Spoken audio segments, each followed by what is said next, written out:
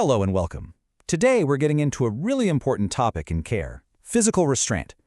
Figuring out how to avoid it, well, that's the key to giving care that's not just safe, but also kind and respectful. So, let's just start with the big question, one that a lot of people have on their minds. To keep elderly residents safe, is physical restraint actually necessary? What do you think? The short answer? It's a big, clear no. In fact, it's just the opposite. Physical restraint doesn't protect safety. It actually ends up creating a whole bunch of new and very serious problems. To really get why, we need to be super clear on what physical restraint actually is. We have to start with a very direct and honest statement. So what are we actually talking about when we say restraint? Well, it's anything that takes away a person's freedom to move. And listen, it's not just about tying a part of their body.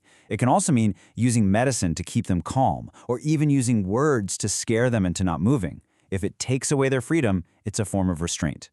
And this is the bottom line, really. Physical restraint isn't just a bad idea or poor care. It's officially defined as abuse. And abuse? Well, that's a crime. That's just how serious this is. All right, so we know it's a huge problem, but what kind of damage does it actually do? Let's break down the four main ways that restraint causes harm. And what you'll see here is how this damage just spreads out. It starts with the person's body. Their muscles get weaker, which actually makes them more likely to get hurt.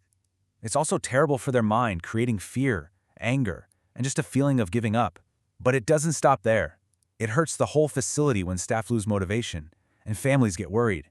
And finally, it hurts all of society, because it breaks the trust people have in the care system. And here's the thing, these problems don't just happen once and then go away. No, they actually feed on each other. It creates this trap, this really nasty, vicious cycle that's so hard to break. So check this out. Here's how the cycle works. It starts with a restraint. Then, because of that, the person's mind and body get weaker. So what happens when someone is weaker? Their risk of falling actually goes up. And how do people often react to that increased risk? With, you guessed it, more restraint. And boom, the cycle just keeps repeating and the person's health gets worse and worse. So if that's the problem, what's the answer? Well, it all starts with a huge shift in how we think. It starts with asking one tiny but super powerful question. Okay, let's picture a scene you've probably seen 100 times. A resident is trying to get up from their chair. Now, our first instinct might be to rush over and stop them, right? To keep them safe. But hold on, before we do anything, we have to stop and ask ourselves, why? Why are they trying to stand up in the first place? And this is where the real caring begins. You start to think, what could it be? Do they need the toilet? Are they trying to grab something just out of reach? Or maybe they're just uncomfortable. Maybe their bottom hurts from sitting too long, or some other part of their body is in pain. And that right there, that's the most important idea in this entire discussion. Every action, every behavior, it's a form of communication.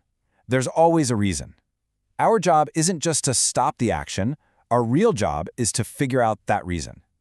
Asking why, that changes everything. Okay, so once we get into that habit of asking why, we can start taking real, practical steps to help. So let's look at 7 actual methods you can use to avoid restraint altogether. Let's walk through these. It all kicks off with number 1, which we've been talking about. Always think why. Then you can make their space safer so they can move around more freely. Pay closer attention to their toilet needs. Really work on building trust with them, so they feel safe telling you what's wrong. Helping them get into a good daily rhythm can make a huge difference. And of course, keeping the family in the loop and working as a team, it's all connected. See how these are all about solving the reason for the behavior?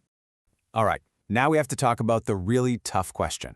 What about a real emergency? I mean, a situation where someone's life is actually in danger. Is it ever okay to use restraint? The answer is, well, it's complicated, and the rules are incredibly strict.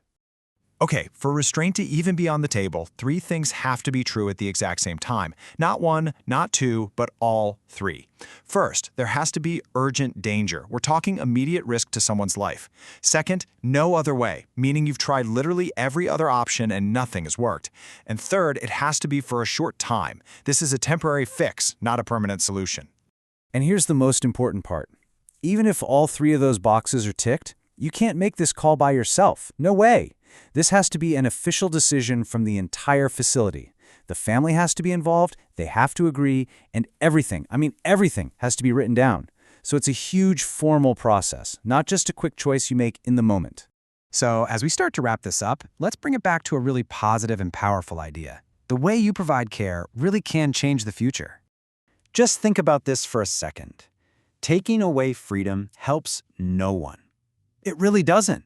It doesn't help the person we're caring for. It doesn't help the staff. It's just a dead end for everyone involved. So in the end, what does it all come down to? It's this simple idea. Great care isn't about controlling people. It's about putting in the effort to really, truly understand who they are as a person. And that leads us right to our last slide, and one last question for you to think about. After hearing all this, what can you do starting tomorrow? What's one small change you can make on your very next shift? What's the first why you're going to ask? Thanks so much for watching.